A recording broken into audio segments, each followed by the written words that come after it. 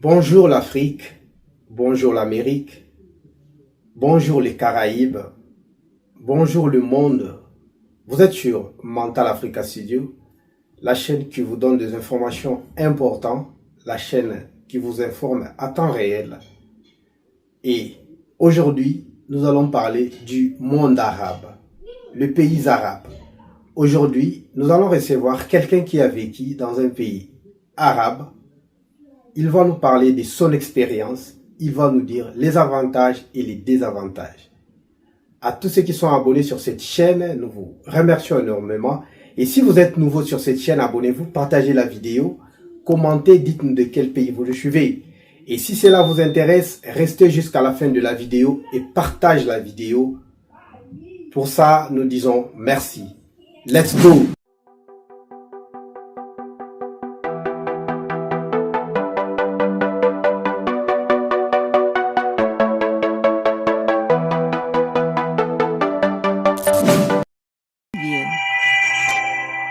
Monsieur Veni, nous vous remercions encore une fois de plus de vous recevoir aujourd'hui sur Mental Africa Studio. Nous savons que vous avez l'expérience, vous avez vécu, vous avez étudié, vous avez vécu en tant qu'étudiant dans un pays arabe, comme on le dit souvent, le monde arabe. Alors, nous allons profiter de vos expériences, vous qui avez vécu. Alors, nous avons certaines questions que nous allons vous poser. Cela faire en sorte que beaucoup de gens tirent profit de comment s'expatrier ou comment avoir la facilité de s'adapter dans un pays arabe. Notre première question est celle-ci. Qu'est-ce qui fait que ces derniers temps, beaucoup des Africains partent dans ces pays arabes, comme on le dit souvent, dans ces pays du monde arabe? Qu'est-ce qui fait que beaucoup d'Africains partent vivre dans le pays du monde arabe? Est-ce que c'est pour aller trouver le chemin pour aller en Europe, ou il y a d'autres informations cachées derrière ça? Ok, merci beaucoup, Christian, de m'avoir accordé la parole pour cette question qui est si importante, que je dois essayer un peu de répondre. Je sais que les Africains partent pour diverses raisons, mais la plupart, ces derniers temps, c'est que nous voyons si on fait quand même le bilan, ou bien on fait une analyse complète concernant les Africains qui migrent dans des pays arabes. Bon, quand je parle particulièrement, c'est ceux qui sont dans l'école des pays des Maghreb, particulièrement parce que c'est un chemin, c'est plus facile pour eux pour atterrir en Europe. Je dis, beaucoup partent par diverses raisons pour quitter l'Afrique, mais entre autres, une raison aussi vraiment qui est principale, c'est traverser pour venir en Europe parce que nous savons tous que les Maghreb, ce n'est que la mer qui fait assez que si tu traverses dans l'autre rive, tu puisses atteindre l'Europe. Voilà un peu l'une des raisons que diverses populations, bien diverses personnes arrivent dans ces pays-là des Maghreb. Ok, M. Veli, nous avons bien suivi votre vidéo. Nous signalons que M. Veli est l'un des étudiants qui a vécu en Libye et il a des expériences à nous partager. Alors dites-nous, M. Veli, qu'est-ce s'est-il passé en 2017? Parce qu'en 2017, nous avons vu des vidéos concernant la vente des Africains à Libye. Qu'est-ce que vous avez vécu cette information ou cette réalité qui a affecté le monde en Oui, d'abord, 2017? je vais faire une marche en arrière par rapport à pour qu'on en arrive là. D'abord, en 2010-2011, il y a eu ce qu'on appelait les printemps arabes. Les printemps arabes, c'était une période où il y avait de guerres, on peut dire des soulèvements populaires dans les différents pays arabes. Ce n'était pas seulement en Maghreb, on a vu en Syrie, on a vu en Irak, on a vu en Égypte, on a vu en Tunisie. Et c'est même vent, bien, ça a commencé aussi en Libye en 2011. Cela a fait au moins les dirigeants qui étaient là, ils avaient quand même, comme je peux dire, une sécurité qui faisait assez qu'on puisse pas vraiment faire ce genre de trucs, mais en vie assez qu'après cette période-là, le Maghreb, bien le monde arabe avait perdu un peu le contrôle de comment gérer les migrants. C'est ce qui a fait que les retombées en 2017, ces business-là, les gens ont compris que les Africains venaient dans les pays arabes pour traverser en Europe. Et cela fait que les gens qui étaient là, ils puissent comprendre, bien comprendre ces business, qu'est-ce qu'ils faisaient. Les gens qui voulaient traverser, et, et ils faisaient prendre ces gens-là, ils capturent ces gens-là.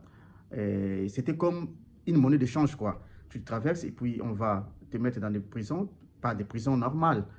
Et puis ensuite, on Ok. va appeler ta famille pour essayer un peu de rançonner, de demander un peu d'argent pour qu'on puisse te libérer. Donc c'était un peu ce genre de pratiques-là. Ce n'était pas vraiment la vente, comme on dit à l'époque, la vente des esclaves. Non, c'était un terme où on pouvait récupérer l'argent avec des prisonniers africains. Donc c'était vraiment ça le motif de ce qu'on parlait, de la vente des Africains, bien la vente des esclaves à l'époque. Bon, bien sûr, il y avait aussi certaines personnes, on les traitait pas vraiment trop bien parce qu'on leur faisait aussi des travaux forcés. Moi, j'étais là présent et j'ai eu à visiter beaucoup de prisons après ça. Donc, c'était vraiment quelque chose d'horrible de voir peut-être dans certaines personnes dans ces différentes conditions. Donc, ce n'était pas l'esclavagisme hein, comme à l'époque, mais c'était une forme qu'on peut aussi appeler l'esclavage. Voilà un peu, M. Christian. Donc, c'était la cause de tout ce qui s'est passé en 2011 qui avait continué un peu pour qu'on en arrive là. Voilà un peu ce que je pouvais dire par rapport à ça. Ok, merci Monsieur V, nous avons bien compris. Donc, c'était, ils avaient compris la raison de faire cette business, de faire passer les immigrants vers Ouais, bien l'Europe, sûr. c'est ça, Oui, si on bien a sûr, bien parce que compris. ce n'est pas un commerce qui est nouveau. Non, c'est un commerce qui date quand même. Ce sont des pratiques anciennes, mais en 2017, vraiment, c'était fréquent parce qu'à l'époque, les gens ont voulu quand même profiter de cette période-là où il n'y avait plus la sécurité au bord de la mer. Cela veut dire quoi? Il y avait tout le monde, comme surtout en Libye. Moi, j'étais là. Il n'y avait pas l'État. Il n'y avait pas l'État et tout le monde se prenait pour des coopérants. Cela veut dire qu'ils pouvaient faire passer des migrants. Ils ont créé des bandes, des groupes pour essayer un peu de faire ce genre de business. Et d'autres personnes, comment ils faisaient pour essayer un peu de gagner l'argent, ils vont peut-être prendre toutes ces personnes-là qui voudraient traverser et les prenaient dans des prisons et ensuite ils vont faire ce genre de business-là. Cela veut dire appeler ta famille et ensuite pour essayer un peu de gagner un peu l'argent dans des conditions, je te dis que c'était un peu très difficile, mais le business était là. Malgré ça, les Africains viennent. Ceux qui ne connaissent pas, ils viennent pour traverser. Donc voilà un peu ces différentes raisons. Donc la principale raison que tu vois, plusieurs Africains venir dans différents pays arabes, surtout dans les Maghreb, la première raison, c'est que je peux dire, c'est pas pour y rester. C'est un passage, c'est qu'on nous, c'est les rallyes, tu vois. Donc c'est un peu l'une des raisons principales que tu vois un peu malgré tout ce que les gens subissent, mais les Ok. gens continuent à venir, voilà. Mais parle-nous, Monsieur Veni, dans votre cas, vous personnellement, qu'est-ce qui vous a amené à vivre dans ces pays des mondes arabes? Oui, le monde arabe, c'est un pays, moi j'ai aimé en tout cas vivre dans ces pays-là. D'abord, j'avais aimé un peu la culture qui est un peu conservatrice. C'est très bien. Moi, personnellement, c'était les études qui m'ont poussé. À l'époque, nous avons obtenu la bourse de Kadhafi. On appelait ça la bourse des États-Unis d'Afrique à l'époque, qui faisait assez qu'on puisse recruter parmi tous les pays d'Afrique pour que Kadhafi avait cette idée-là de former les Africains, parce qu'ils disent que quand vous êtes formés, vous aurez un peu la connaissance de vous défendre, de défendre vos droits. Un peuple qui n'a pas cette connaissance, pour Kadhafi, c'était pas trop bien, parce qu'on ne pouvait pas parler ou émettre tes avis si tu n'as pas une connaissance de passer à l'université, par exemple. C'est ce qui a permis à Kadhafi à l'époque de vouloir offrir à tous les Africains. Nous étions dans l'université plus de 1000 étudiants, tu vois, africains. Je ne parle pas d'Asie, des Asiatiques, des Irakiens, des Palestiniens et autres nationalités différentes. Donc voilà un peu l'idée, c'était ça qui nous a amenés. Nous étions au moins une dizaine de Congolais qui étaient là. C'était bon à l'époque, on Ok. recevait une bourse d'études et nous étions logés à l'époque. C'était vraiment trop bien, trop bien. Je ne peux pas te dire que moi j'ai aimé ces pays-là et la culture j'ai aimé. Et voilà ce qui a permis à ce qu'on puisse se mettre dans des meilleures conditions que peut-être dans notre pays, je n'ai jamais eu ça. Donc c'était une opportunité pour nous de vouloir un peu aller étudier et avoir cette connaissance-là. C'est ce qui a fait que tu puisses au moins m'interroger aujourd'hui par rapport à ça parce que je vécu là-bas. Ok, merci Monsieur Veni. Mais vous, en tant qu'étudiant, avez-vous rencontré des défis particuliers en tant qu'un étudiant africain vivant dans un pays arabe, au Libye? Oui, on avait à rencontrer de différents défis. Comme on dit, dans un pays, il ne manque pas de mauvaises personnes et de bonnes personnes. Le défi primordial, c'était quand même arriver dans un pays où tu ne connaissais pas la langue. C'était l'arabe. C'est d'abord, il faut t'intégrer. Ça veut dire que connaître d'abord la langue, c'est la base. Et ensuite, ça va te permettre de défendre, de bien connaître le pays et puis de vouloir s'intégrer. L'intégration passe d'abord dans les pays arabes, passe d'abord par la langue. Parce que tu vas pas aller acheter le pain en français, par exemple, en Libye. Non, au moins que tu puisses connaître l'anglais. Tu vois, les Français, il faut oublier. Donc ça, c'est un défi majeur dès que tu arrives dans un pays arabe où peut-être ta langue n'est pas une langue qu'on peut s'exprimer. En dehors peut-être du Maroc ou de la Tunisie ou encore de l'Algérie qui parle un peu le français. Donc nous, quand on quitte nos pays, Ok. là où tu peux au moins te retrouver dans ces pays-là. Mais quand tu arrives en Libye, il y a l'anglais ou bien l'arabe. Donc si tu ne connais pas ces deux langues-là, c'est difficile. Et autre défi, tel que je peux te dire, Ok. les défis, cela veut dire que notre culture, tu vois, tu arrives nouvellement dans un pays où la culture est différente, la culture arabe est différente. Par exemple, je peux te faire rire, par exemple, dès que tu arrives dans un bus, tu montes dans un bus, même si il y a une personne, une femme, une fille, une petite fille, tu es obligé de t'élever. Or, quand tu arrives nouvellement, tu ne connais pas quand même ces genres de choses-là, tu vois. Et les gens vont te regarder d'une manière où toi tu vas te sentir lésé. Directement, qu'est-ce que tu vas faire? Tu pourras peut-être te sentir, c'est comme si quelque chose qui ne va pas. Donc, Ok. c'était un peu ce genre de défi. Mais en dehors de ça, tel que je dis aussi, tel que je dis, il n'y a pas de mauvaises personnes qui ne manquent pas. Il faut faire attention à toi et pas marcher aussi très tardivement. Voilà, comme dans tous les pays. Voilà un peu ça. Ok. Monsieur Veni, merci. Nous signalons que Monsieur Veni est l'un des étudiants qui a vécu au Libye. Et puis, il a bénéficié de beaucoup d'avantages à l'époque. Et nous avons encore une question à vous poser, Monsieur Veni. Dites-nous un peu comment voyez-vous, comment lorsque vous vivez là-bas à l'époque, comment avez-vous trouvé comment votre culture d'origine est-elle aperçue dans le monde arabe lorsque vous vivez là-bas à l'époque? Ok, en tout cas, notre culture est différente. Tu sais, c'est qu'ici en 2017, quand je suis rentré au pays, j'avais fait une émission sur Top Congo. On m'avait invité pour parler un peu du monde arabe avec une émission, si je peux dire, parlons-en, comme ça en 2017, décembre. J'avais parlé de la Libye concernant ces genres de trucs. Et notre culture est différente de la leur. Pourquoi? Par exemple, tel que je t'ai dit, nous sommes, et ils sont des conservateurs. Par exemple, Ouais. les femmes, ils ne peuvent pas être libres comme chez nous. Tu ne peux pas Ok. regarder une femme en Libye, regarder une femme en face comme ça. En arabe, nous, on disait un tachouf, madame. Donc ça, c'était haram, comme on dit. C'était un péché de regarder une femme, les yeux dans les yeux, comme c'est là chez nous, d'abord, c'est pas interdit. Tu peux regarder une femme. Mais quand tu arrives dans ce genre de pays-là, en Libye particulièrement, tu ne peux pas regarder une femme, par exemple. Regardez Et une la femme, c'est culture, leur interdit. culture est différente par rapport à quoi aussi. Même la façon de, c'est interdit. Tu risques, si la femme te trappe, tu es en train de les regarder, tu risques de faire la prison pour rien, tu vois. Et la femme, on la traite comme une reine. Or, chez nous, c'est différent. Par exemple, tu vois ce qui est mieux aussi chez eux, ce qui m'a si surpris, par exemple, la Ok. galanterie, par exemple, l'attitude, la galanterie. Chez nous, tu peux voir une femme marcher avec des poids dans tous ses bras ou de ses mains. Les hommes passent sans pourtant l'aider. Mais en Libye, jamais tu peux voir une femme peut marcher avec des poids dans ses mains comme ça et les hommes sont libres. Non, ça c'est des bons côtés de la culture arabe, tu vois. Et la femme ne peut pas aller faire des achats pendant que vous les hommes vous êtes là. Non, ça aussi voilà, cette différence-là. Oh, chez nous, c'est la femme, l'homme est roi. C'est-à-dire c'est la femme qui va marcher, c'est la femme qui fait tout. Et à la maison, l'homme est là, la femme fatiguée, mais tu vois, cette vision-là, cette culture-là, c'est un peu différente, tu vois. Donc, Ok. c'est ce qui a fait que quand tu arrives nouvellement, parfois c'est difficile de s'adapter, de voir, tu peux craquer. C'est un peu dans ce sens-là, quoi.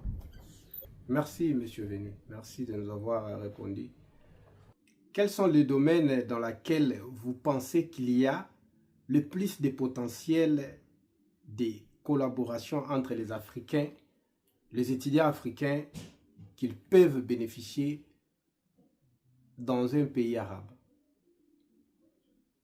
dans le domaine des études? Ok, merci, monsieur Christian, tel que j'ai dit. Oui, dans les domaines d'études, dans les pays arabes par rapport aux différentes Afriques, aux différents pays africains, tu vois, les pays arabes ou les Maghreb, je peux dire les pays arabes sont plus développés par rapport aux différents pays africains. Là, je ne pense pas que, en dehors peut-être de Ouais. l'Afrique du Sud, tu peux citer certains pays, où j'ai dit Afrique noire. Mais les Arabes sont plus avancés, technologiquement, sont plus avancés. Même du côté universitaire, sont plus avancés. Et ils mettent plus de moyens dans les domaines des études, de la recherche, par exemple, de la médecine, de la technologie, de l'information. Donc, tu vois qu'ils sont plus avancés. D'ailleurs, nous avons vécu là-bas, nous avons étudié là-bas. Des conditions auxquelles nous avons étudié chez nous, il n'y en a pas.